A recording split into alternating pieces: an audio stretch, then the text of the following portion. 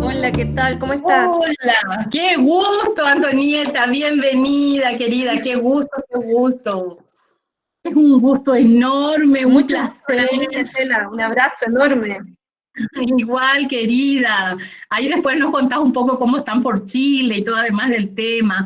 Bueno, es un gusto enorme, un placer tener a Antonieta Urquieta. Ella es trabajadora social, es doctora en trabajo social, se doctoró en México, es chilena, docente de la Facultad de Ciencias Sociales de la Universidad de Chile, y también es una militante porque le representa a las unidades académicas de Chile dentro de la ALAEIT, que es la Asociación Latinoamericana y Caribeña de Enseñanza e Investigación en Trabajo Social. Entonces, digamos, ella es de aquellas conjunciones súper interesantes de lo intelectual, la militancia, la producción, la docencia. Así que es un gusto enorme, Antonieta, tenerte aquí, la querida compañera del hermano país de Chile. Y bueno, nos gustaría que vos te amplíes un poco la presentación, nos cuentes más para que te conozcamos. Yo estoy mirando y también hay gente del ámbito de la docencia, de otras facultades de fuera de Asunción, del interior, así que es un gusto, digamos, esta conexión, si bien es abierto a todos y es para todos, pero está haciendo está generando una comunicación muy importante entre mucha gente, así que, y hay mucha gente de trabajo social, pero también hay gente que no, y es del ámbito de la ciencia social y humana, o gente interesada en el tema, así que eso le da también mucha riqueza a estos encuentros. Gracias, Antonieta, muchas gracias por regalarnos tu tiempo, tu conocimiento, por estar aquí. Y ya dejo contigo, contarnos un poquito más de vos y después entramos en el tema. Muchas gracias. Muchas gracias, Estela. Nuevamente y públicamente agradecer la invitación que tan generosamente nos has hecho. Siento yo también a la Academia del Trabajo Social chileno a compartir reflexiones, debates, tensiones que estamos viviendo hoy en día en contextos de pandemia, en un contexto que nos tiene abiertamente tensionados, una pandemia que ha develado con tanta crudeza las desigualdades que caracterizan a nuestras sociedades latinoamericanas. Agradecerte en lo personal a ti, pero agradecer, por cierto, a la Asociación Paraguaya de Escuelas de Trabajo Social y también enviarle un fraterno saludo a los cuerpos académicos de las escuelas de trabajo social del Paraguay. También tenemos conectado, veo ahí en el listado de participantes, a compañeros y compañeras de Argentina. También me acompañan también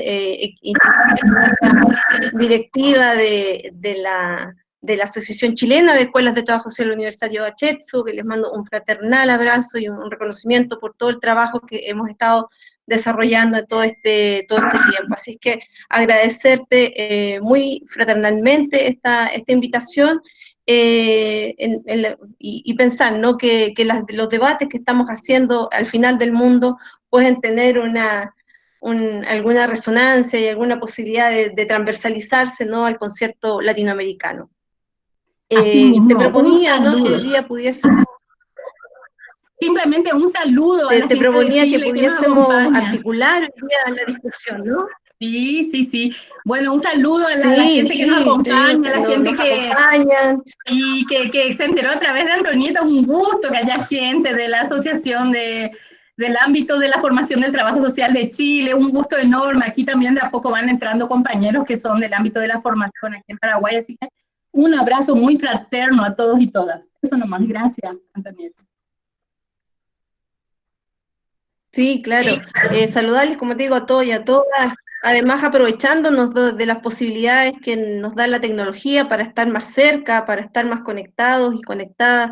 Te digo, en esta pandemia que nos ha pegado con tanta crueldad a nuestras sociedades latinoamericanas y al mundo, ¿no? Pero a nuestra Latinoamérica querida con tanta crudeza, ¿no? Entonces, Estela, te invitaba a que pudiésemos de alguna manera estimular el debate, armar una conversación a propósito de la clave de los derechos sociales, ¿no? Y cómo esta interroga con fuerza, interpela, exige, tensiona tenemos compañeros de Brasil, estoy viendo también, Daniel, Sí, abrazo también, fraterno viste, desde sí. Chile. Un saludo fraterno. Me encanta todo el chat porque nos permite además estar en sintonía con los compañeros y las compañeras que nos están acompañando.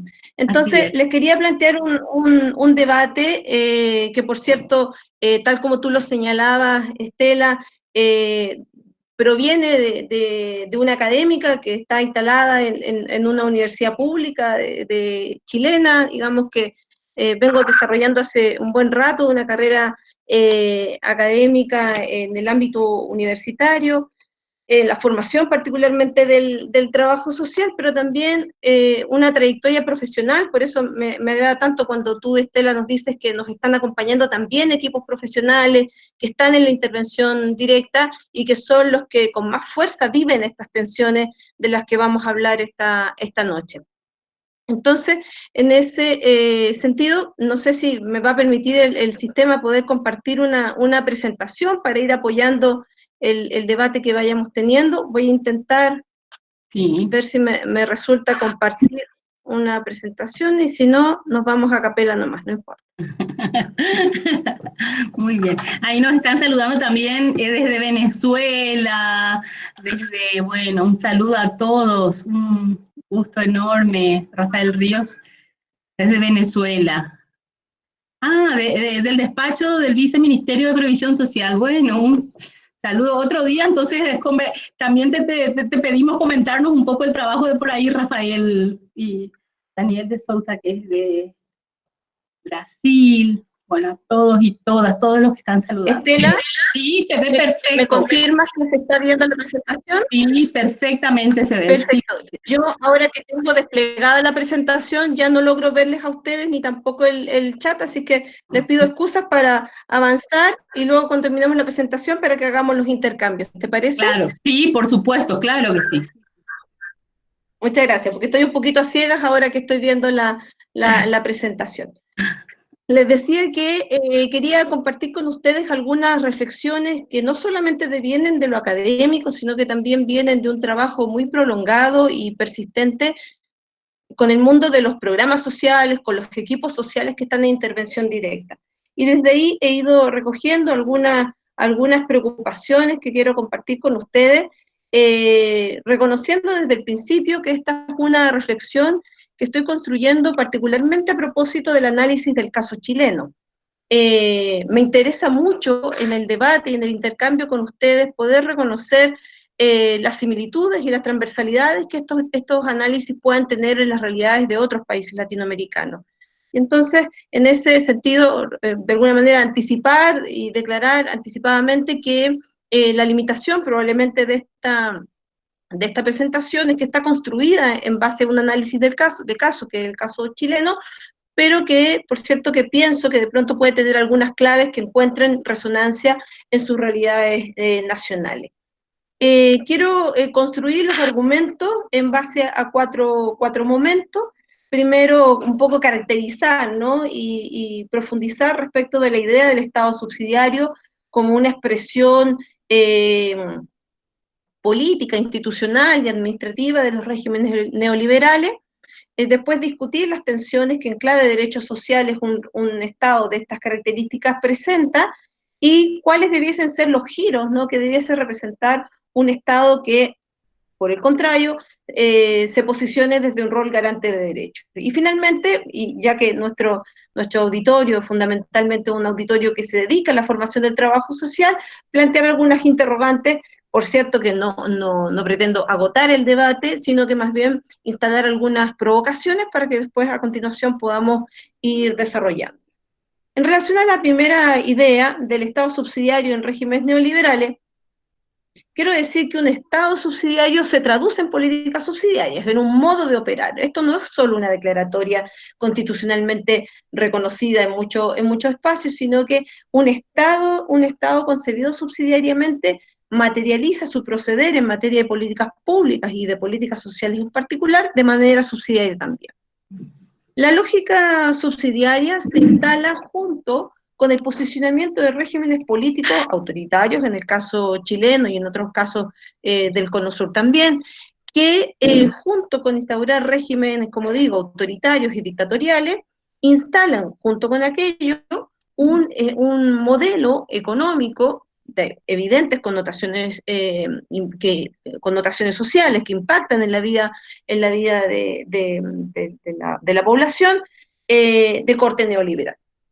Y esas expresiones de regímenes políticos autoritarios de corte neoliberal se produjeron masivamente en el Cono Sur en la década de los 70, en el caso chileno gicónico, a contar del golpe de Estado del año 73, pero se instala fuertemente a propósito del consenso de Washington y otros hitos, ¿no?, que van marcando un modo de comprender el desarrollo económico y social, y por lo tanto el rol que al Estado le cabía en promover dicho desarrollo.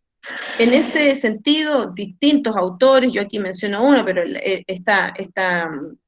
esta transición, que en el caso chileno fue una transición muy radical, muy fuerte, a propósito de las restricciones políticas y a las libertades individuales, sobre las cuales se produce no una transición progresiva, sino que un cambio de modelo muy a rajatabla y muy de manual, ¿no? Entonces, en ese sentido, Chile transita desde un modelo que apostaba por estrategias de desarrollo más bien cepalianas hacia un modelo de desarrollo en que la matriz, y así lo trabajan varios autores, deja de ser estadocéntrica y gira hacia una lógica mercadocéntrica. En ese sentido, la apuesta que hay detrás de estos regímenes neoliberales es que el mercado es capaz de regular tanto la vida económica como la vida social. Y en ese sentido, la vida social se regularía de alguna manera del mismo modo que se regula el mercado. Y por lo tanto, el deber del Estado en dichas lógicas es acompañar a aquellos sujetos individuales o colectivos, pero principalmente individuales, que van quedando al margen de dichas dinámicas, ¿sí? Entonces, el rol del Estado subsidiario es ocuparse residualmente de aquellos sujetos que no tienen la capacidad individual, fundamentalmente productiva, de acogerse a las leyes del mercado. En ese sentido, el Estado, como digo, empieza a ocupar un lugar bien residual y subsidiario, donde el Estado de alguna manera tiene que identificar a aquellos sujetos que se están quedando fuera de la provisión de los bienes del mercado. Y por eso es que una política subsidiaria propia de un Estado de la misma naturaleza es una política fundamentalmente selectiva y focalizada.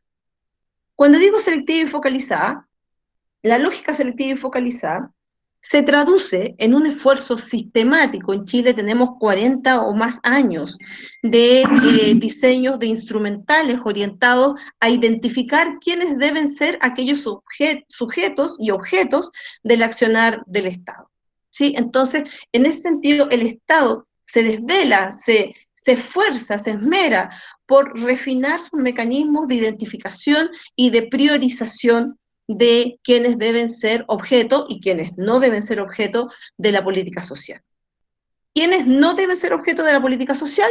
Aquellos que por sus propias condiciones personales, familiares, productivas y de inserción en el mercado son capaces de proveerse por sí mismos todos los bienes sociales que se estiman suficientes para el desarrollo de una adecuada calidad de vida. Es decir, aquellos sujetos que pueden adquirir por sus propios medios viviendas suficientes y dignas, educación suficiente y de calidad, salud suficiente y de calidad, así como tener empleos de alguna manera estables que le permitan sostener la vida diaria.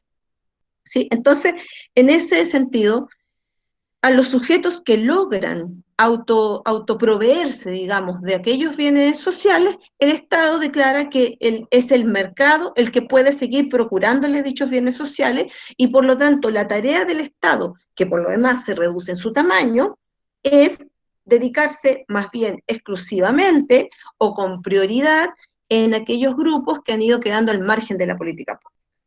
Y en ese sentido, lo mencioné recién, la política pública chilena ha sido particularmente pródiga, digamos, en esos instrumentales de focalización. Los instrumentales de focalización han ido eh, variando, ¿no? Han ido variando en su complejidad, han ido variando en su traducción, han ido variando incluso detrás del concepto de prioridad que buscan. La política, los mecanismos, perdón, de priorización de los años 80 eran mecanismos de priorización que fundamentalmente buscaban identificar a aquellas personas y familias que tenían menores condiciones de ingreso. A medida que los procesos han ido avanzando, se ha ido comprendiendo que las dinámicas de suficiencia para la vida cotidiana son mucho más que solo la regularidad o el monto de tus ingresos, y que eso tiene una connotación muchísimo más multidimensional. Y en ese sentido hemos avanzado hace 40 años atrás, desde una medición de estos mecanismos de priorización que iban desde si usted tenía vivienda con servicios básicos, con una materialidad suficiente, eso lo hacía no objeto de la política, porque entonces usted tenía una condición mínima para autoproveerse determinados bienes y servicios, versus hoy día una política que reconoce hoy día que la pobreza o la vulnerabilidad es multidimensional, ¿sí? Y en ese sentido reconoce variables como la presencia de personas con discapacidad, la presencia de jefaturas de hogar femenina, la presencia de adultos mayores, la presencia de adultos mayores con enfermedades crónicas, etc., ¿no? Más allá de eso, más allá de que los mecanismos hoy día sean más, por así decirlo, complejos que los que se usaban hace 40 años atrás, donde la identificación del pobre no pobre, lo voy a poner en esos términos sobresimplificados, la identificación del pobre no pobre era mucho más gruesa, era mucho más sencilla, hoy día se ha avanzado hacia sistemas de focalización que son mucho más multidimensionales y en algún sentido asumen una perspectiva un poco más compleja de la observación de la vulnerabilidad, la pobreza, la exclusión, etc. Sin embargo, esa lógica selectiva y focalizada, aun cuando refina su instrumental y complejiza las formas de medición, persiste en un déficit de observación muy agudo, que es asumir que las condiciones de pobreza y vulnerabilidad no solo se expresan en las personas y familias, sino que encuentran en ellas mismas su punto principal en la explicación de aquellas condiciones de pobreza y de vulnerabilidad. Es decir, la política pública selectiva y focalizada no solo entiende que su sujeto de atención es la persona, el grupo en condición de pobreza, de vulnerabilidad, de riesgo, de exclusión. Ahí me imagino que las conceptualizaciones que están desplegadas en nuestra América Latina pueden ser diversas, pero de lo que va detrás es desde estos instrumentos es del sujeto pobre, ¿sí? Y entonces, por eso digo, se esmera tanto en refinar los instrumentos de medición para llegar a quienes lo necesitan, ¿sí? ¿Cuál es el problema de una perspectiva individualizada de la vulnerabilidad y el riesgo? Una perspectiva individualizante de la vulnerabilidad y el riesgo omite la consideración de las brechas estructurales en que dichos sujetos y familias se desenvuelven, ¿sí? Entonces, yo tengo por ahí algunas mediciones de la evolución de la pobreza en Chile por 25 años, distribuidas territorialmente, ¿no? En las 15 en su momento 13, hoy día 16 regiones que tiene el país, en todas ellas la pobreza ha disminuido, sea que usted la mida solo por ingresos o de estas formas más multidimensionales. En todas ellas la pobreza ha disminuido. Pero en la novena región, que es nuestra región donde habita el mayor porcentaje de población indígena, la novena región era la más pobre en el año 90 y sigue siendo la más pobre en el año 2020. ¿Sí? Entonces, en ese sentido, uno solo puede seguir interpretando que ahí hay sujetos y personas pobres o hay un entramado estructural. Hay un entramado estructural de desigualdad que aloja esas condiciones de pobreza, de exclusión, de marginalidad. Esta lógica selectiva y focalizada, como va detrás del sujeto, es incapaz de observar esas condiciones estructurales. Es incapaz de observar esas condiciones estructurales que no son solo territoriales, son también institucionales. ¿Sí? Y en ese sentido, la política pública no tiene capacidad de autoobservación tampoco. Tengo una colega a quien saludo fraternalmente también desde este espacio, que es Catherine Galás, que trabaja muy fuertemente con las dinámicas de exclusión institucionales que operan sobre ciertos colectivos, ¿no? La población migrante en Chile hoy día tiene fuertísimas restricciones para acceder con equidad, con igualdad, a las políticas de protección social en Chile. Y si uno los observa solo a ellos, solo a ellas, en tantos sujetos vulnerables, en tantos sujetos excluidos, entonces es incapaz de reconocer que en muchas ocasiones y de manera muy persistente, la vulnerabilidad, la desigualdad tiene un arraigo estructural muy profundo.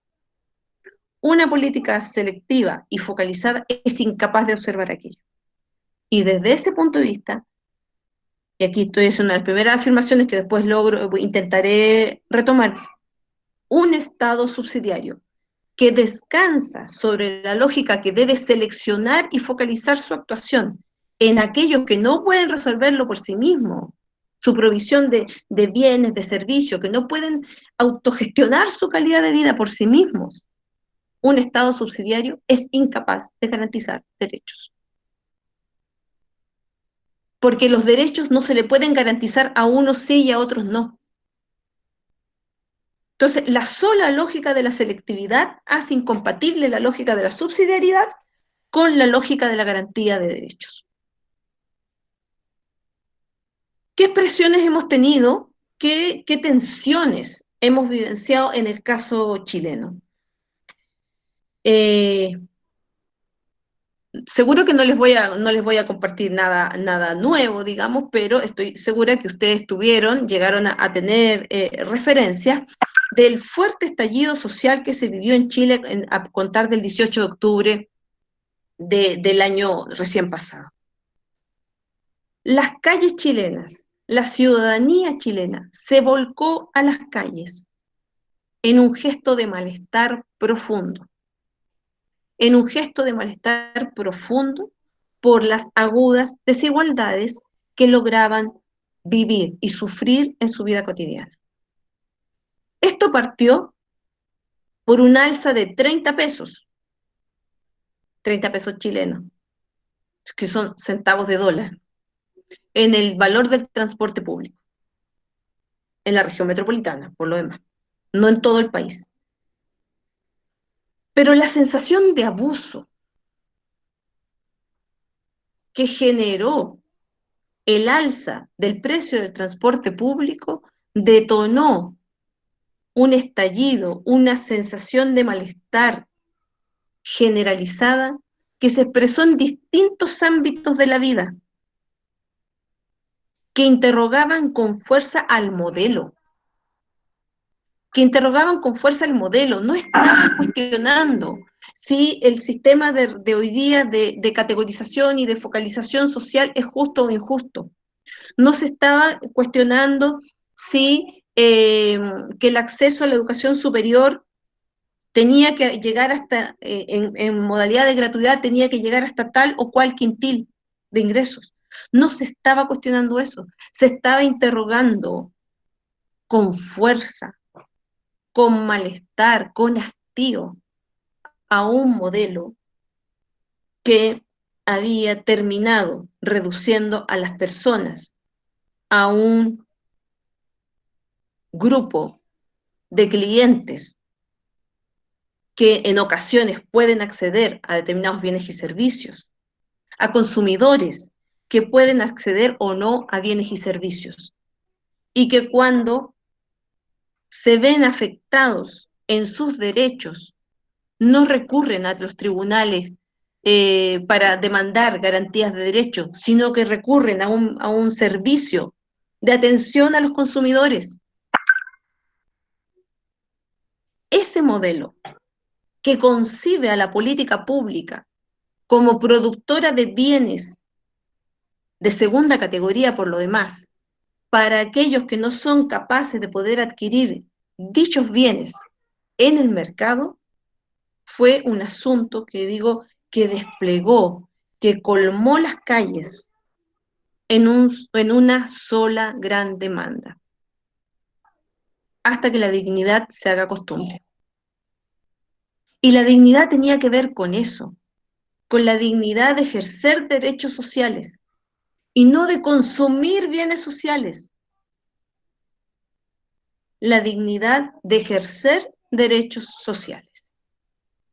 Esa interrogación, ese grito de malestar de la ciudadanía volcada en las calles, interroga fuertemente un modelo que tiene un lugar donde se aloja, un modelo que tiene un lugar donde se materializa, y ese lugar es la Constitución política.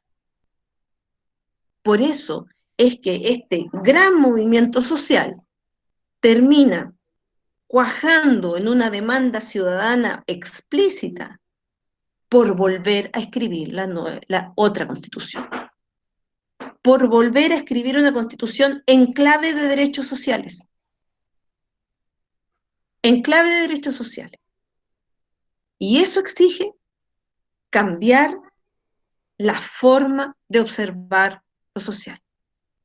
Eso exige otro modo de observar lo social, otro modo de concebir al Estado, no como productor de bienes sociales para aquellos que no pueden adquirir dichos bienes sociales en el mercado, sino que un Estado que sea capaz de garantizar esos derechos. El Estado garante de derechos tiene que desplegar, ¿qué es esto de garantizar derechos? ¿No? El Estado garante de derechos tiene que ser capaz de desplegar a lo menos dos grandes tipos de actuaciones. De desplegar acciones primarias, políticas, que dicen relación con la capacidad del Estado por proveer partidas presupuestarias adecuadas a la provisión y a la garantía de dichos derechos. En el caso chileno, eso está, yo diría, relativamente avanzado, digamos. Efectivamente, las partidas ministeriales que se traducen en el despliegue de políticas sectoriales de salud, de vivienda, de educación, etcétera, tienen partidas presupuestarias que uno podrá discutir su suficiencia, su oportunidad, su itemización, pero como si uno estuviese haciendo un checklist, ese punto del listado de chequeo está, ¿sí? Sí, hay partidas presupuestarias. De lo que carece el Estado chileno es de medidas secundarias, que es instalar un entramado de garantías que otorgue a las y los ciudadanos y ciudadanas las condiciones para demandar y denunciar el incumplimiento de los derechos. Eso hoy día no existe. Eso hoy día no existe. Lo que existe es lo que les estaba comentando anteriormente. Es un servicio que resguarda tus derechos de consumidor. No existe una estructura política, institucional, que acoja las demandas de vulneración de derechos o de incumplimiento de las garantías de los mismos. Desde hace, yo diría que un poco más de un año, puede ser, ahí las colegas y los colegas chilenas y chilenos podrán corregirme, se estrenó por primera vez la figura de la Defensora Pública de los Derechos de la Niñez. Los derechos de los niños y niñas y adolescentes, la ratificación del Convenio de los Derechos de Niños y Niñas, fue acogido por Chile en el año 90. 90, 2000, 2010, tuvieron que pasar más de 20 años para que se generara una figura que por lo demás tampoco, digamos, que está fortalecida por una capacidad de fiscalización, de control, de posición pública y política muy, muy fuerte, digamos, pero tuvieron que pasar muchísimos años para que la defensora, la figura de la Defensoría de los Derechos de la Niñez, se creara. Y es un evento, digo, marginal, políticamente todavía sin mucha fuerza. La persona que hoy día encarna dicha Defensoría de la Niñez ha tenido un rol muy activo, es una profesional, es una mujer con mucho posicionamiento público, pero es el posicionamiento público que ella se ha ganado, digamos, no es una defensoría que tenga tantas atribuciones o que tenga un lugar político tan central. ¿Sí? Entonces, en ese sentido, no basta solo con dedicar presupuestos a la satisfacción de, porque además esos presupuestos pueden ser otorgados, pueden ser ejecutados, como así se ha venido haciendo hace décadas, sin ninguna lógica de derechos, y persistir en la noción de que dichos presupuestos son para proveer bienes, insisto, la mayor parte de las veces de segunda categoría, para aquellos que no logran acceder a los bienes de calidad, que son los que están disponibles en el mercado. Esto pasa en los campos más importantes de la política social, pasa en salud, pasa en vivienda, pasa en educación. Entonces, cuando uno interroga a un Estado en clave de derecho, un Estado garante de derechos es aquel que es capaz de desplegar su actuación, garantizando derechos y en clave en horizonte de justicia social. La justicia social no es solo redistribución en la esfera económica. Yo aquí estoy adhiriendo además a postulados como los de Fraser, ¿no? La redistribución en la esfera económica es fundamental, por cierto. Pero los derechos sociales y la justicia social es también reconocimiento en el ámbito sociocultural y representación en lo político. Cuando un Estado es capaz de desplegar este conjunto de garantías y mirar en horizontes de justicia social, debe abandonar la lógica de la selectividad y la focalización como principal mecanismo de operación de política social. Digo esto a propósito de que, y se lo he dicho a mis estudiantes en las últimas sesiones que nos ha tocado trabajar y discutir alrededor de la política pública y de la intervención social. En este sentido, más valen las I que las O. No es no trabaje focalizadamente para poder trabajar estructuralmente. Este no es el dilema de la estructura y la gerencia, ¿sí? Acción o estructura. Sino que es, por cierto, que hay que hacer trabajo y tiene que haber política pública focalizada en ciertos tipos de actuaciones que requieren cierto nivel más preciso, ¿no? Quirúrgico, refinado, especializado. Pero una política pública garante de derechos no puede seleccionar a quién le garantiza los derechos y a quién no. Y en ese sentido, tendrán que haber medidas mucho más estructurales que sostengan que sostengan y enfrenten esas agudas desigualdades que, digo, constituyen el contexto donde los sujetos finalmente se desenvuelven. En ese sentido, ya quisiera que entráramos en el intercambio. Creo que el trabajo social tiene un desafío muy, muy grande. Y tiene un desafío muy grande a propósito, entre otras cosas, de también ser capaz de interrogarse respecto de sus propias convicciones históricas. ¿Sí?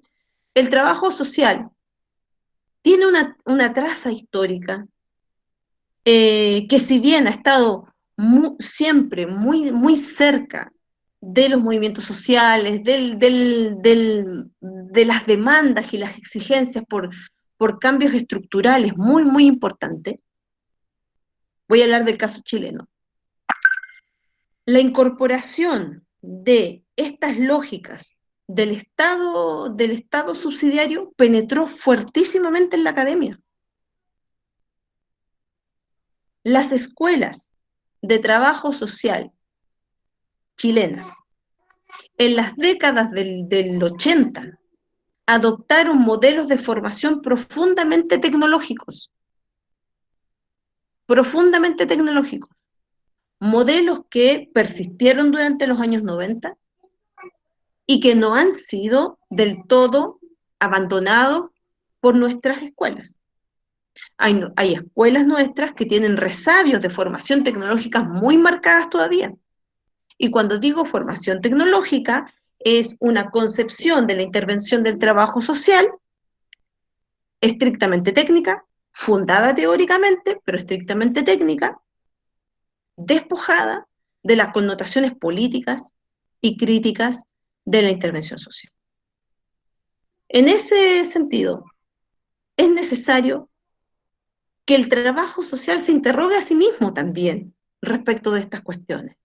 Se interroga a sí mismo respecto de la formación que estamos brindando, desde los lugares teóricos desde los cuales estamos interpretando y formando a nuestras y a nuestros estudiantes.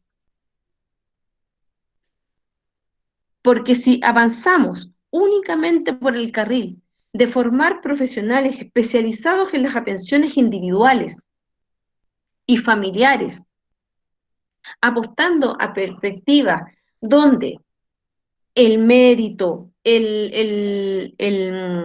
la movilidad social es un asunto de emprendedores y no nos ponemos desafíos de justicia social para ciudadanos y ciudadanas. Entonces el trabajo social tiene ahí una demanda, un imperativo de autoobservación crítica, del cual no puede desembarazarse. Por lo tanto, tendrá que develar no solo las insuficiencias de un proyecto ético y político que es el modelo y el proyecto neoliberal. No solo tendrá que interrogar al modelo, tendrá que interrogarse a sí mismo respecto de cuál es el rol que nos ha cabido en la consolidación de modelos y ópticas como este.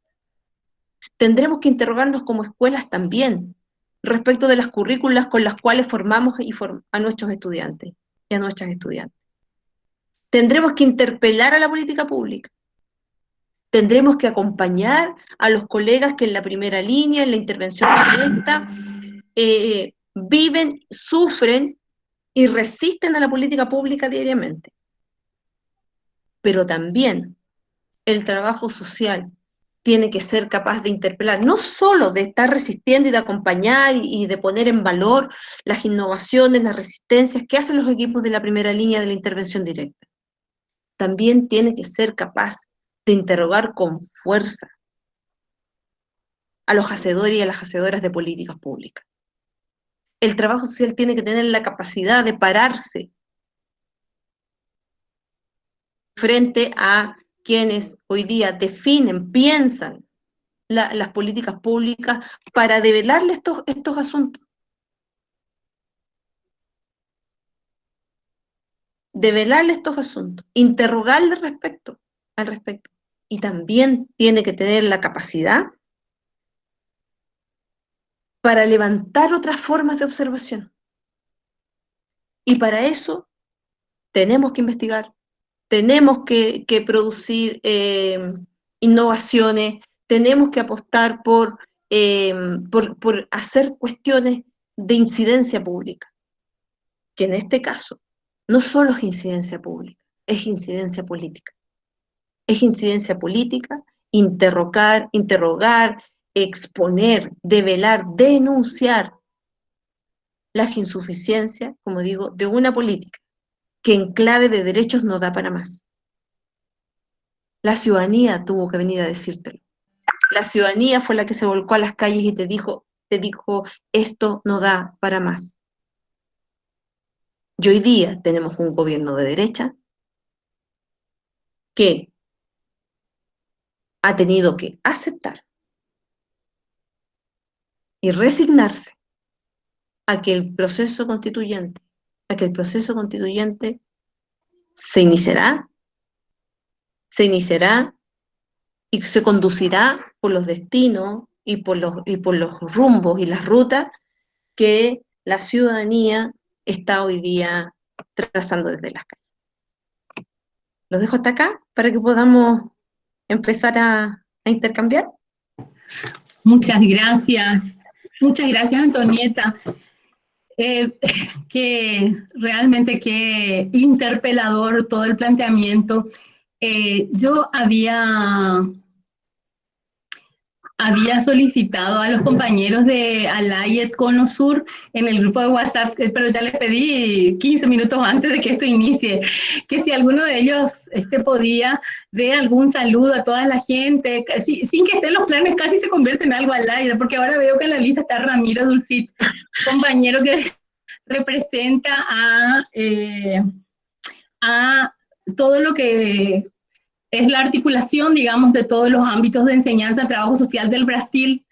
Entonces, como estamos en confianza, podemos desordenarnos. Yo le había pedido que hicieran un saludo, que si alguien de ellos podía entrar, hiciera un saludo, considerando que es una compañera de Alay, es militante por la profesión, como ustedes verán, posicionada, radicalmente democrática, con una consistencia, una vehemencia absolutamente imprescindible para este momento. Entonces, te quiero pedir nomás, ya que estás, si pudiera tomar palabras. Escucha, Ramiro,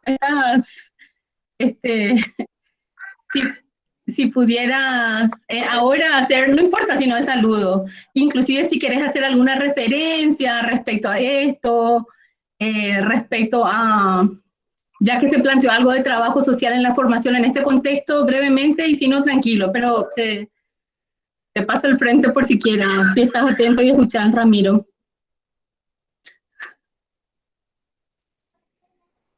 Bueno, si no escucha, tranquilo, seguimos nosotros.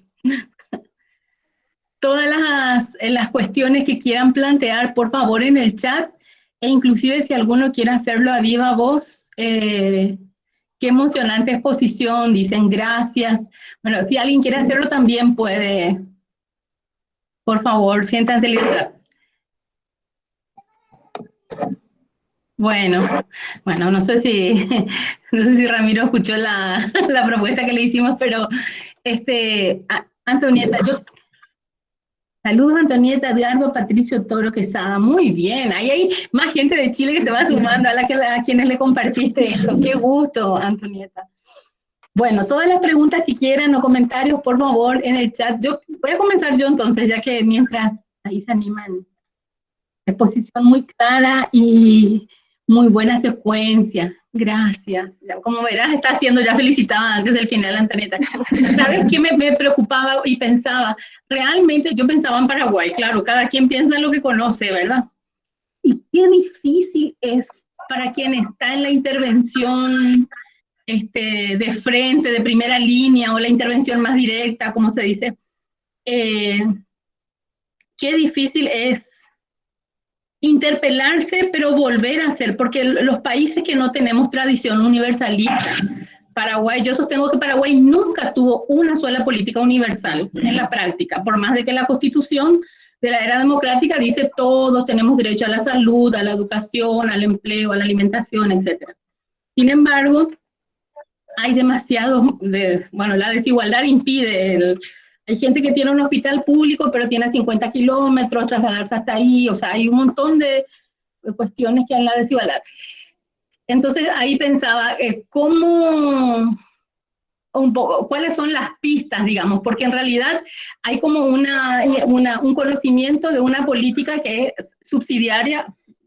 Me pareció demasiado interesante esta caracterización que existe, política subsidiaria, y nosotros tenemos aspiración de que nuestra intervención no sea subsidiaria, sino que en realidad atienda a derechos. Entonces, un poco, si bien vos ya colocaste, ¿verdad? Pero un poco en esa línea va mi planteamiento, y inclusive en esa línea va mi planteamiento para vos y para quienes quieran expresarse y estén respecto a eso o a lo que consideren.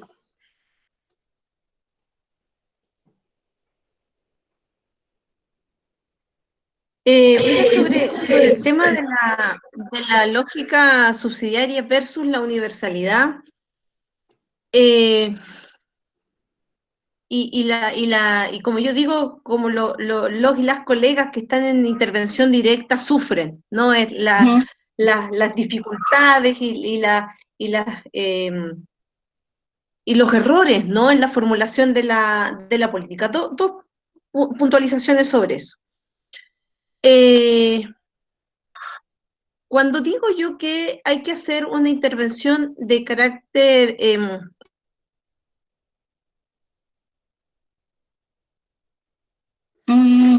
de garantía, estoy refiriendo es que la política social tiene que generar un entramado de garantías. Y ese entramado de garantías no distingue entre los sujetos. ¿Sí? Y ese entramado de garantías es institucional, es político y está territorialmente materializado. ¿Sí? Entonces, yo no saco nada con decir que quiero garantizar el derecho a la vivienda en un territorio donde la escasez de suelo hace que el valor del mismo sea altísimo y que sea imposible sea imposible proveer viviendas a un precio accesible.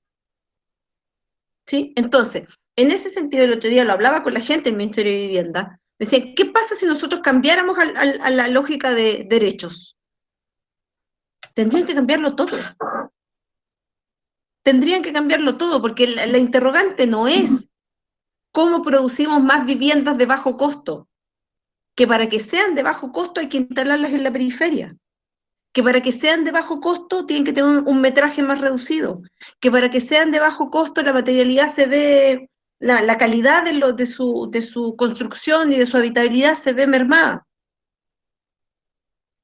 Se trata de pensar qué es lo que ha hecho, estoy refiriéndome a los temas en los que yo trabajo, ¿no? En la provisión habitacional, por ejemplo. ¿Qué es lo que ha hecho que las viviendas tengan un valor tan inalcanzable?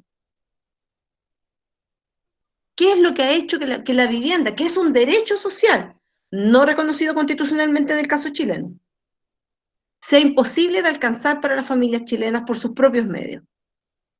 Entre otras cosas, la liberalización del mercado de suelo. El mercado de suelo cuesta, el suelo cuesta todo lo que la ley de oferta y demanda pueda disparar que cueste. Entonces, cuando uno piensa en claves de derechos, es ese entramado el que hay que observar, es ese entramado el que hay que regular. No pensar que ahora que la vivienda será un derecho, entonces tenemos que hacer más vivienda, porque la gente nos va a pedir viviendas gratis. Eso es seguir pensando que la vivienda es un derecho, un bien. Claro. Y que el Estado tiene que producir muchos más de esos bienes para poder entregarlos en gratuidad. Eso no es pensar en clave de derechos sociales. La clave de los derechos sociales es pensar que tiene que haber un entramado político, institucional, digo, territorialmente distribuido, que permita el ejercicio de derechos. Que permita el ejercicio de derechos. Entonces, en ese sentido, no es exactamente la misma conversación de lo focalizado versus lo universal. Yo diría que es más bien la tensión, la paradoja de la intervención individual, la política focalizada en las personas, y las intervenciones de carácter más contextual. ¿Sí? Okay. Entonces, en ese sentido. Y la otra puntualización que quería hacer, Estela, a propósito de tu comentario, es Sí. acerca del rol de los equipos que están en la intervención directa. Yo paso mucho tiempo con los equipos que están haciendo intervención directa porque me parece que son ellos mejor que nadie quienes no solo sufren, sino que además son capaces de reconocer las insuficiencias de una política pública que asume estas cualidades, ¿no? Estas características. Y también me interesa mucho poner en valor lo que hacen las resistencias, las innovaciones, llámenlas ustedes como mejor les parezca, ¿no? La experiencia que tienen los equipos profesionales haciendo ajustes a las políticas que vienen, como digo, con toda esta insuficiencia. El otro día un colega me decía, a mí el programa de superación de la pobreza, que está dirigido a las familias, me entrega unas cartillas educativas para la familia. Y la cartilla educativa viene con un modelo de familia. Una familia que es nuclear, que está criando hijos, que uno o ambos padres trabajan, ¿sí? Digo, ¿qué hago cuando la persona con la que trabajo es adulta mayor? No tiene hijos, no está criando. ¿Qué parte de las cartillas le puedo contar? Me decía, yo lo que traté de hacer es no pasar las cartillas, hacía que el caballero me firmaba la asistencia de cuando le iba a hacer su visita domiciliaria, pero trabajamos el tema del duelo. Está bien. El colega yo encontró que su capacidad de adaptación, de reconocer la situación particular de la persona con la que estaba trabajando es muy loable, es muy notable y creo que merece todo reconocimiento. Pero ese mismo colega tiene 120 familias más con las que trabajar. Y no es un número que le esté diciendo al azar, es el número real. Me decía, yo tengo 120 familias más, además de este señor. ¿Qué posibilidad hay de una intervención efectiva con 120 familias en situación de pobreza? Ninguna. Es humanamente imposible. Y cuando hablaba con gente de los mismos equipos que trabajaban con ese estándar, 90 familias, 120 familias, me decían, profe, yo voy en la tercera generación de la misma familia. Trabajé con la abuela, trabajé con la madre, hoy día trabajo con la hija. Una política mal diseñada es una política que no tiene ninguna posibilidad de ser efectiva. Y por eso me tomo de tus palabras, Estela, porque yo creo que las colegas, los colegas que están en la intervención directa están haciendo enormes esfuerzos por resistir, por innovar, por adecuar. Pero yo no quiero depositar, me niego a depositar en las espaldas de los y las colegas de la intervención directa la responsabilidad de mejorar una política o de traducir y de poner los colchones, ¿no? Para que la gente le llegue una mejor política de la que está diseñada. Yo creo que hay que salir a interrogar también a la gente que hace las políticas. ¿Sí? Y en ese sentido tengo colegas que se dedican al estudio de las resistencias de los equipos de primera línea. Y yo lo encuentro muy bien, pero tampoco creo que sea responsabilidad de los equipos de intervención directa el tener que eh, hacer buenas intervenciones a pesar de la política. Creo que en ese sentido el mundo académico tiene que pararse con fuerza, con peso político, con peso académico, frente a los hacedores de política. Y para eso hay que producir con densidad, con fuerza, con evidencia, con rigurosidad, para convertirse en un agente, en un actor político relevante a la hora de discutir las políticas públicas.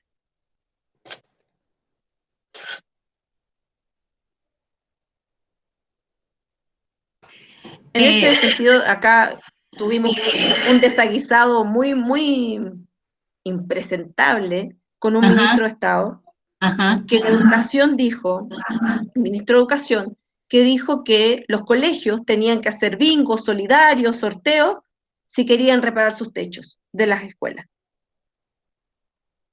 A mí me parece que la política de arrégleselo a ustedes, mejoren lo que nosotros hacemos mal, es una política muy injusta. Y es lo mismo para los colegas.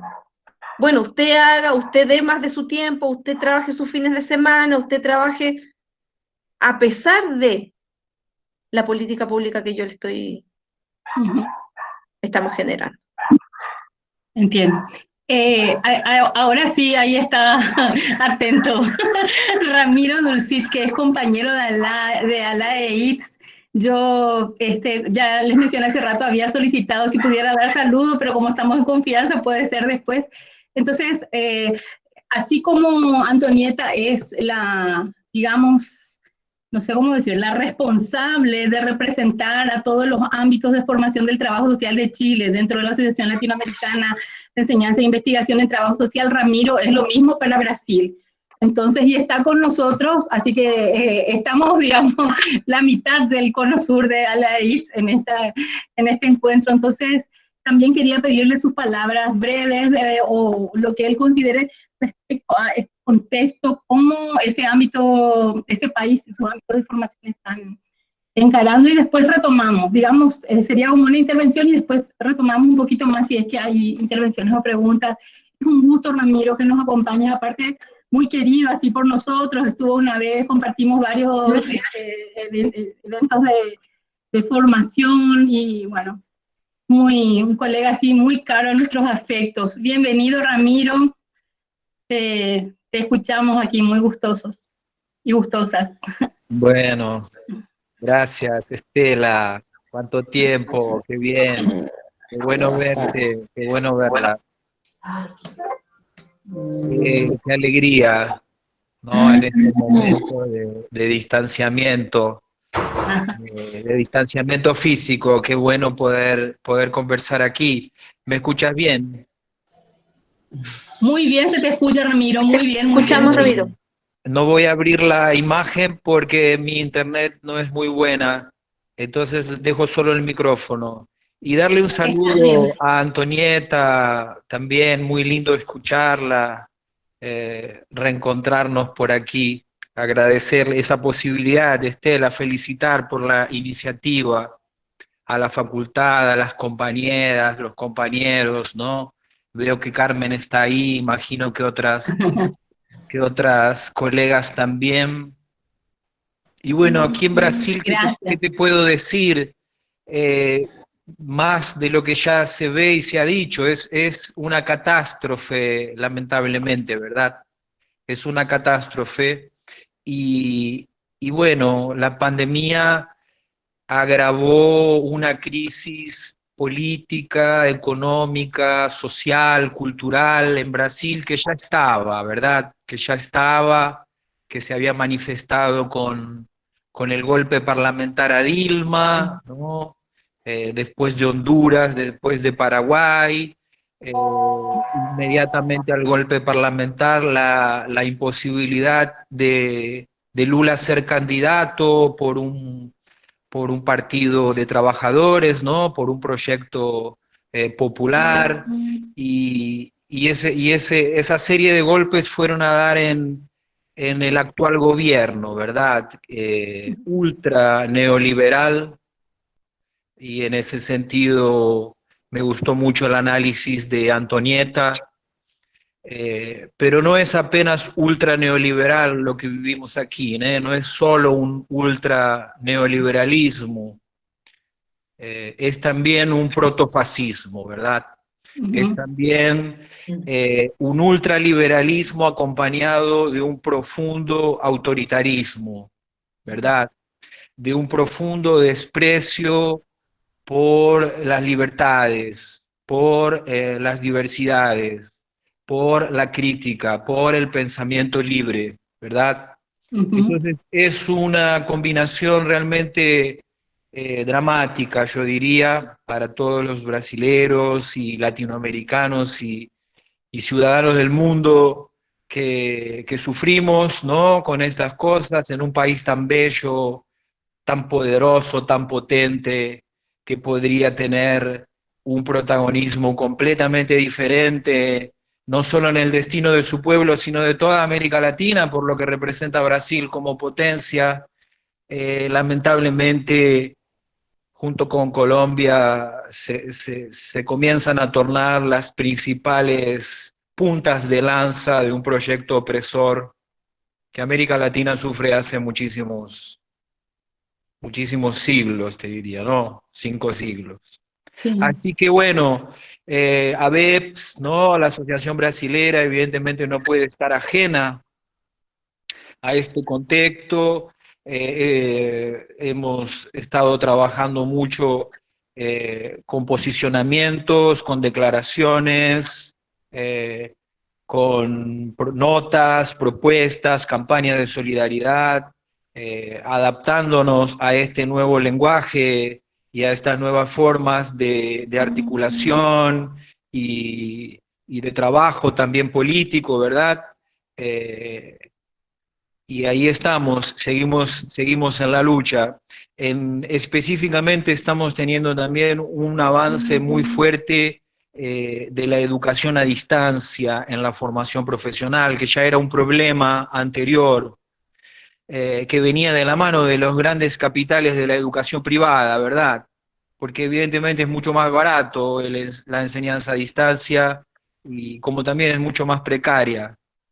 Entonces, los sectores ultra neoliberales aprovechan la pandemia en el nivel de la formación para proponer e instalar dispositivos de formación a distancia, sin ningún tipo de debate, de adaptación, de ver las consecuencias, si es efectivamente emergencial o si es algo. Entonces, estamos en una batalla muy dura en todas las universidades.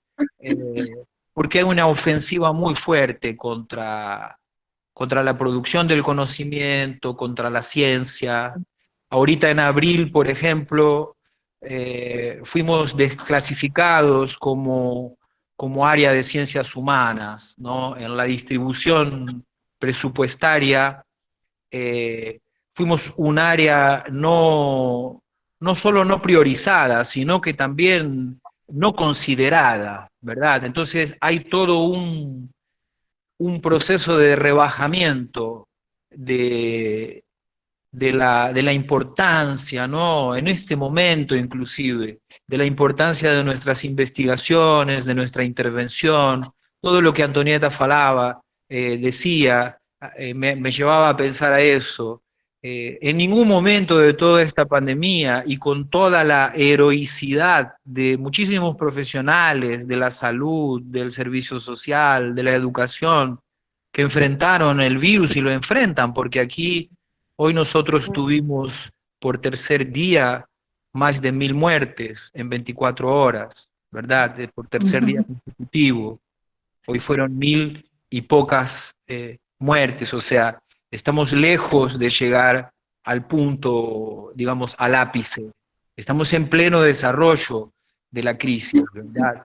Y en ningún momento este gobierno protofascista y ultraliberal, ultraneoliberal, reconoció, por ejemplo, ¿no? El coraje, la valentía, el compromiso, la ética, de no solo de asistentes sociales, trabajadores sociales, de un conjunto de funcionarios públicos, de gente de los servicios públicos, de gente que trabaja en la perspectiva de derechos, porque no es por el salario que está ahí, y está colocando en riesgo su vida, porque defiende un proyecto ético y profesional que tiene que ver con la perspectiva de derechos que Antonieta señalaba, y que nosotros en América Latina, en el trabajo social, concordamos y es hegemónica, ¿verdad? Ese proyecto profesional del trabajo social,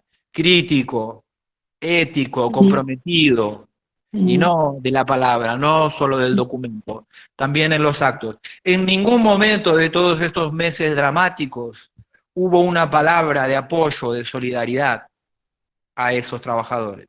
Por el contrario, se va a votar el congelamiento de los salarios hasta 2021. Entonces, así, estamos en una situación, Estela, yo no quiero seguir para no hacerlos llorar en este viernes. No, es broma, pero Sí, a no, es pesar cierto. de eso, a Sí, pesar de eso, sí. hay muchísimo movimiento también. Ujú. Hay muchísimo movimiento que está adaptándose porque estamos en distanciamiento físico. Los críticos estamos en distanciamiento Sí, físico. Lo sí. respetamos, entendemos la importancia.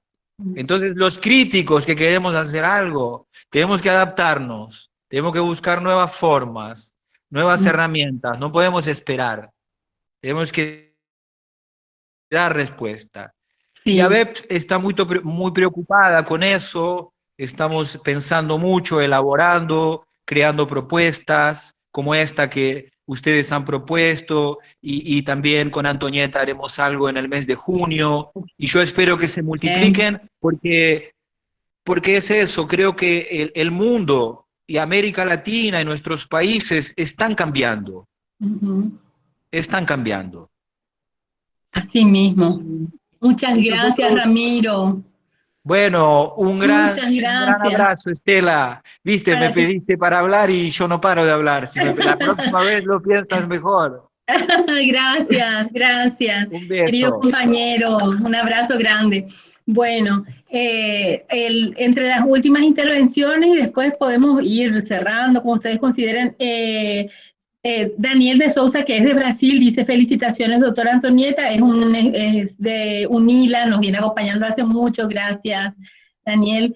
Débora Aquino: un desafío complejo, Antonieta, la normalización del quehacer y la necesidad de trabajar no promueve la interpelación como trabajadores, sino avanzar y contribuir a este sistema que gasta y desgasta sin resultados. Dice Débora: la atención de incorporar a los sujetos con protagonismo activo, a los equipos, pero también a las comunidades. Aquí se especializan las políticas, se afinan para dejar cada vez más gente afuera, ¿verdad? En realidad, para filtrar cada vez mejor a la hora de la asistencia y de otras medidas. Excelente el análisis. ¿Es posible garantizar derechos desde la perspectiva neoliberal? Bueno, esas son las intervenciones. A lo mejor respondiendo esto, podemos ir dando. Estela, me gustaría, Sí, sí, sí, sí, por favor, lo que quieras, Antonieta. sí, me gustaría reaccionar a los comentarios que nos fueron dejando las colegas y los colegas. Me voy a abrir aquí el chat para no dejar nada sin atender. Muy bien. Quiero partir por lo último, ¿no? Que plantea Débora respecto de que es un Sí. desafío complejo. Sí, colega, lo es, Sí, lo es. sí. Y no solo es complejo, sino que, como usted muy bien lo pone ahí en sus palabras, es un desafío que agota, ¿sí? Que agota y que exige, como digo, a los equipos de pronto brindar cuestiones en las que cree y asumir compromisos éticos y políticos en los que cree firmemente, a pesar de, ¿sí?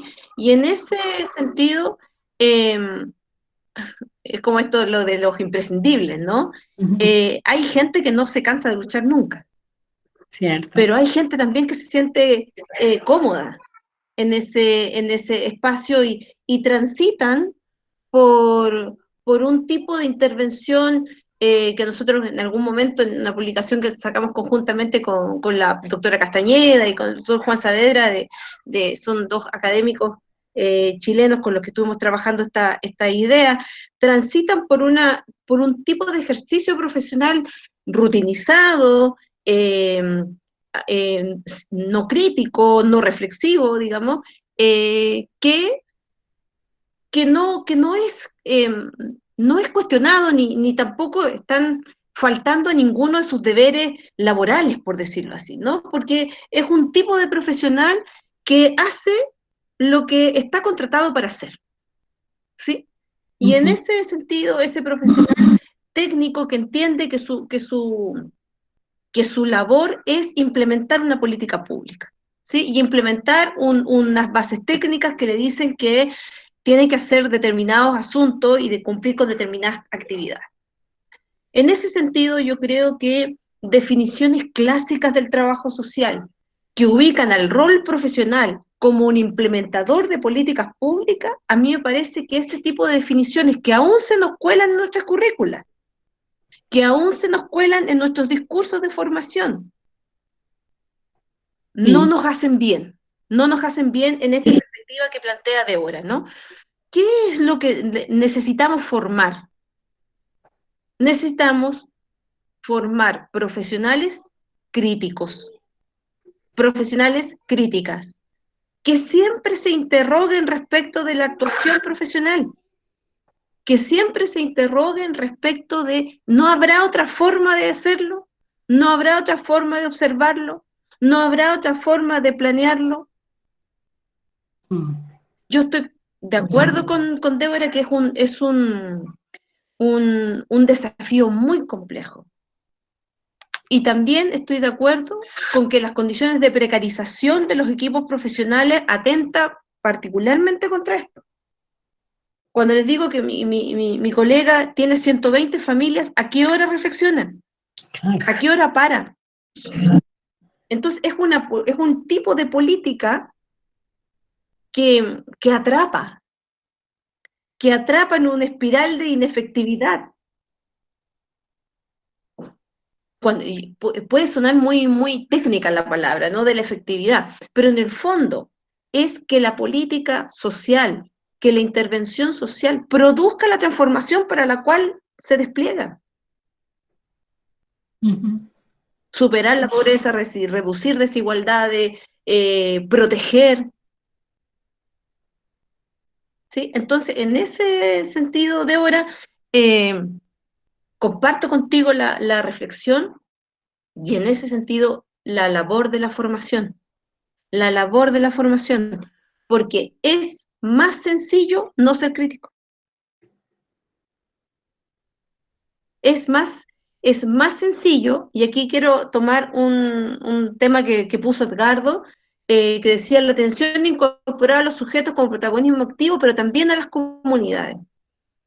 Yo creo que no hay nadie en este grupo, que ya somos casi 50 personas, que puedan desapegarse de una convicción tan profunda como que las comunidades tienen que ser parte activa de aquello.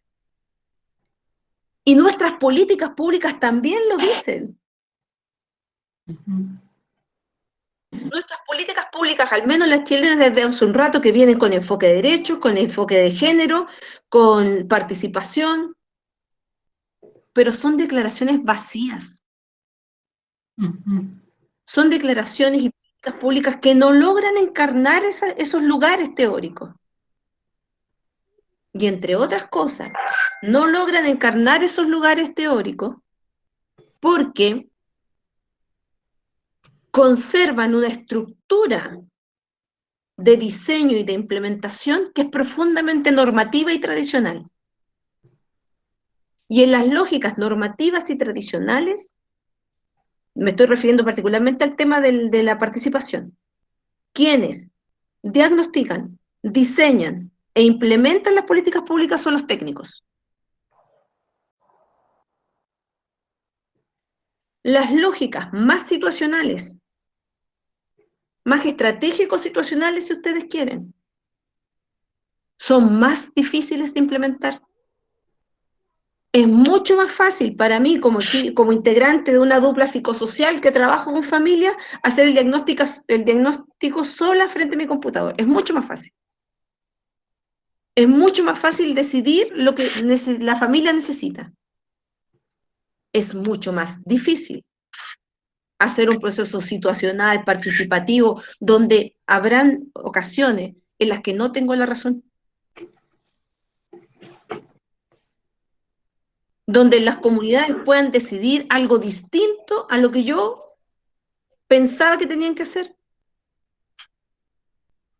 Y cuando uno concibe a la implementación de las políticas públicas y a la intervención social directa como un tipo de intervención desde un punto de vista situacional, la intervención siempre es política y potencialmente conflictiva, siempre. Porque las racionalidades que involucra son diversas. Y está la racionalidad técnica, está la racionalidad política, está la racionalidad de los vecinos, está la racionalidad de los actores económicos que están presentes en los territorios. Y esas racionalidades que son diversas, potencialmente siempre entran en conflicto. Un esquema, digo, metodológico, ¿no? Normativo, tradicional, es incapaz de observar eso. Y como es incapaz de observarlo, es incapaz de capturarlo también metodológicamente. Por lo tanto, si nosotros como escuelas seguimos formando en estrategias metodológicas fundamentalmente normativas, lineales, y no avanzamos sobre repertorios metodológicos más situacionales, más estratégicos, más políticos finalmente. Entonces, nuestros colegas, y vuelvo a la preocupación de Débora, nuestros colegas están desprovistos de herramientas para enfrentar su malestar, herramientas para enfrentar su desazón. Yo he estado en varias ocasiones, ¿no? Pero en una ocasión en particular estábamos con diversos equipos de intervención directa, de distinta gente que trabajaba en salud, gente que trabajaba en educación, etcétera, en municipios, en gobiernos locales, etcétera, un equipo muy diverso de equipos profesionales. Y en un momento caímos en el tono de malestar y de queja. Y entonces, no, es que la política está mala, sí, muchas quejas. Y nos piden diagnósticos en poco tiempo, y no saben las condiciones en las que yo trabajo, etcétera, ¿no? Desde las territoriales hasta las del programa, digamos, gente que almuerza sobre el teclado del computador porque no hay un lugar donde dignamente calentar comida y sentarse a hacer un descanso, si la precarización de los programas sociales es muy grande. Y entonces yo digo, colegas, hagamos un ejercicio de ficción. En ese momento Bachelet estaba en su segundo gobierno, y yo le digo, suena su teléfono en este momento, y es la presidenta, que lo está llamando para que usted sea ministro de Desarrollo Social. ¿Qué cambio va a hacer en el programa en el que trabaja? No me diga que va a poner un vehículo para hacer visitas domiciliarias. No me diga que va a dar 4 meses para entregar el diagnóstico y no 3. Entonces, por eso hay que formarse. Por eso hay que formarse, porque nuestros equipos profesionales tienen que tener repertorios metodológicos, teóricos, contundentes, para tener otra disponibilidad de herramientas, para tener otras posibilidades de hacer otra política social. Y las escuelas, y los equipos también, pero las escuelas de trabajo social tenemos que tener contundentemente también esas herramientas, esas espaldas, ¿no? De evidencias, de sistematizaciones, sí, digo, de evidencias, ¿no? De elementos para interrogar a la política pública. Y ahí un colega me preguntaba, ¿es posible garantizar derechos en un Estado que es neoliberal? Se puede, sin que se den cuenta. Porque nosotros estamos hoy día en un gobierno de derecha, profundamente neoliberal.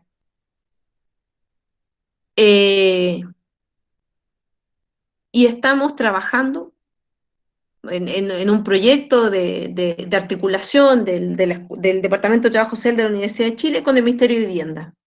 ¿Para qué? Para reformular el componente de acompañamiento social en los programas de vivienda. Para que esto de la participación no sea una línea accesoria, una declaración vacía, y acompañando también a la redefinición de un ministerio que se está interrogando de qué va a hacer si este proceso constituyente le pone el derecho a la vivienda refrendado en la Constitución. ¿Por qué podemos hacerlo? Porque somos la universidad, porque somos una universidad pública, porque hemos producido en ese sentido. Porque cuando nos preguntan cómo lo hacemos, llevamos 2, 3, 4 sugerencias para decir cómo lo hacemos. porque nos comprometimos a formar a los equipos del ministerio. Y en ese sentido, nosotros hemos apostado por la estrategia del caballo de Troya. ¿Sí? ¿Cuál es esa Estrategia del caballo de estrategia? Troya. Sí, ¿cuál es? Estamos proyecto perpetuo. No se dan cuenta y estamos trabajando con clave de derecho. Hicimos otro proyecto en años anteriores, trabajando también con la Dirección Nacional. Estuvimos haciendo focalización territorial a un servicio a nivel nacional, a propósito de interrogarlos respecto de que la homogeneidad de las propuestas que ellos planteaban crujía a la primera distinción territorial. Y entonces se puede, pero hay que poner proyectos académicos potentes detrás de esa tarea, porque como digo, si seguimos esperando que las grandes transformaciones se produzcan a propósito del colega que con todo esfuerzo hace un ajuste allá, digo, en la novena región, en las profundidades de la Araucanía, hace un ajuste. Yo creo que eso es mucho sostener, digo, los desafíos de equidad y de igualdad que esta política tiene sobre las espaldas de los equipos profesionales. Y de acuerdo con Carmen, o sea, yo me siento de lo más representada con su expresión, ¿no? Dice, aquí nos especializamos en afinar para dejar cada vez más gente afuera para filtrar cada vez mejor. Esa es una preocupación muy neoliberal de la política, muy neoliberal de la política. Y aquí te digo, tenemos una historia larga y bastante revisada, bastante discutida sobre esas metodologías de focalización, y finalmente son eso, tal como tú muy bien lo describes, Carmen, dejar filtrar cada vez mejor. Estela.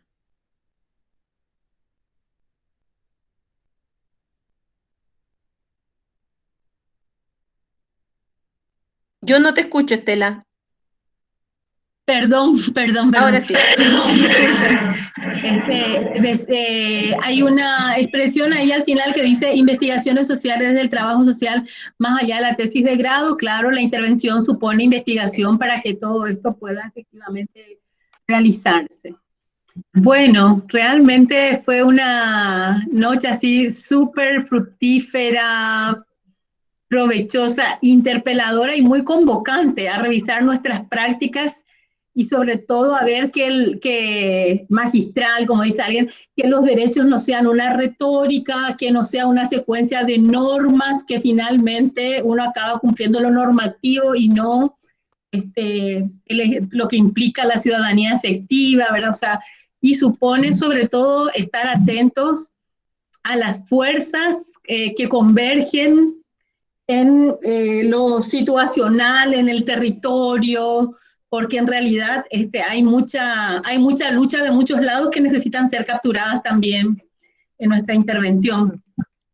Gracias, Antonieta. Realmente es un lujo estar cerrando otro seminario para anotar y realizar próximamente. Muy bien, ya estás teniendo tú, parece que vamos a recurrir más a colegas de Chile y a Antonieta en especial para...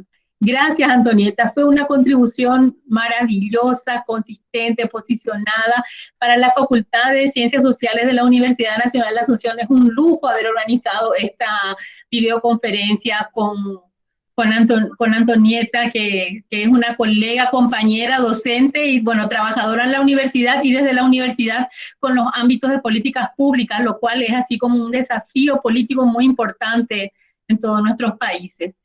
Así que, bueno, mis palabras de mucho agradecimiento, todos los elogios de la gente por plantear algo muy denso y así, fue como amena, digamos, nuestra charla, me parece, dentro de lo interpelador, ¿verdad? Y lo sufriente que es esta realidad. Es un crecimiento aportándonos. Así que muchísimas gracias, Antonieta. Estela, solo permíteme, por favor, tomarme un minuto. No quiero no reaccionar frente al comentario de Beli cuando dice que trabajo social haga investigaciones sociales más allá de sus tesis de grado. Te quiero solamente para responder a su comentario, su interpelación. Sí, Cuando claro. estábamos trabajando en uno de estos grandes proyectos con un ministerio, con un brazo de política pública a nivel central, un integrante del equipo me dice, profe, nosotros no somos un centro de estudio. Ah, mira. Gente que está vinculada a la política, a la implementación de la política pública. Y yo le digo, pero nosotros la universidad sí. Claro. Y es por eso que la universidad tiene que ponerse al servicio de la política pública. Una universidad que se forme para acoger para interrogar a la política pública, para insumar a la política pública, para abrir sus puertas, para recibir a la política pública y a los equipos profesionales en su jaula, como digo, en sus espacios, para interrogarlos, como digo, para interrogarlos, para acompañarlos, para formarlos. Ahora vamos a hacer una capacitación a nivel nacional también con todo el equipo del ministerio a propósito de herramientas metodológicas situacionales, a propósito de lecturas de enfoque de derecho, complejidad territorial, justicia espacial, digamos. Entonces, los equipos tienen que estar formados y nosotros como universidad nos debemos a ese tipo de actuaciones. Así es que un abrazo muy grande, Estela. De nuevo agradecerte el espacio, el acceder a este auditorio tan interesante, tan diverso, tan receptivo además. Así que un abrazo muy fraternal, colega. Solo puedo, no sé, por reconocer detrás de esos nombres que están en un chat, pero agradecerles muy infinitamente la invitación, sus comentarios, sus generosos conceptos. Así es que abrazo fraternal, Estela, nos estaremos viendo Sí, y a querida. seguir trabajando nomás, pues, a seguir trabajando por nuestras comunidades, nuestros países. Así mismo, es un gusto enorme, un abrazo.